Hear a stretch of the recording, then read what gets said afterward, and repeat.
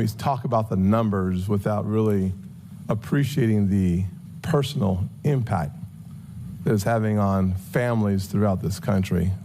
Devastation from West Virginia to South Carolina. And I just think we have to do more to close our southern border to stop fentanyl from coming across the border and killing American lives in such a way that has been devastating to families. And a friend of mine just Saturday before last buried his son, 27-year-old son, because of fentanyl.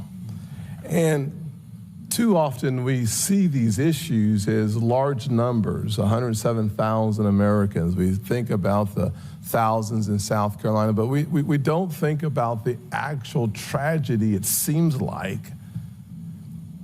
to the average family that loses a loved one. There's no family in this nation that is disconnected from the issue of fentanyl.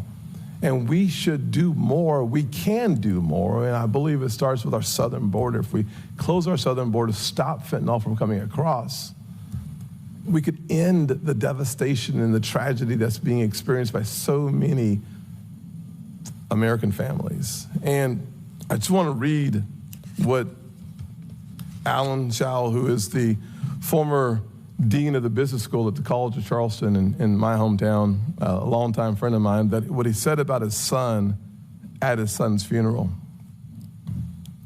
To my loving son, Alan, the day you were born was the day I gained a son. You were by far the most beautiful baby out of everyone. You looked at me and gave me a big smile. I knew that my life was complete with you as my child.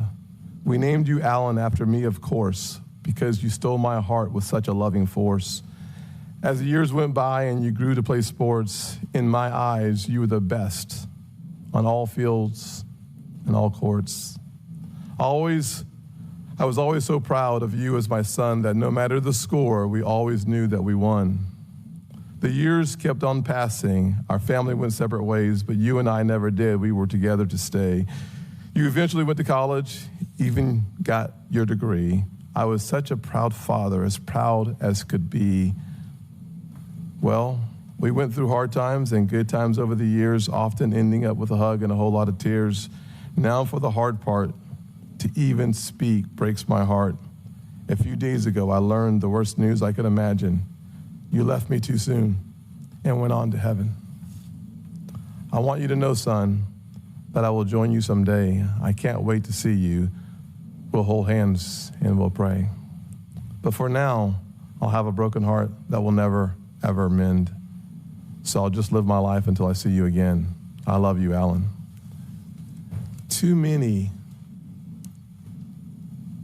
of these stories, of these words, are being spoken at too many funerals. Completely avoidable. Dr. Gupta, what are we going to do to close our southern border so that we can stop hearing fathers bury their sons, mothers burying their kids? I think it's very much avoidable. Senator Scott, thank you for those beautiful words. And obviously, every tragedy, every single tragedy, worth bearing talking about. It's important. I'm a father of two 25-year-olds boys, and I talk to them every day because of that.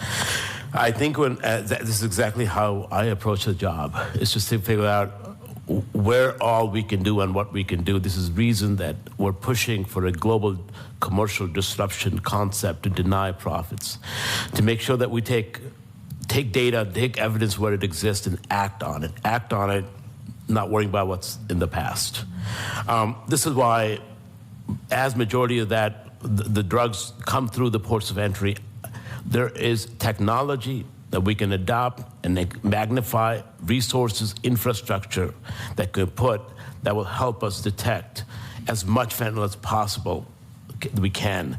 And this is exactly what the president's calling out for, making sure that we have those scanners, have the technology. Mr. Chairman, with my last seconds left, I would just say that we have to do more, and technology is one way of doing more, but the truth of the matter is until we close our border, this issue, continues without the physical impediments to be in the place where we can't have technology, where we can't have people, we need to actually do everything in our power to change the course of American history. I think we can do that. We should take it as a bipartisan challenge. Thank you. Thank you.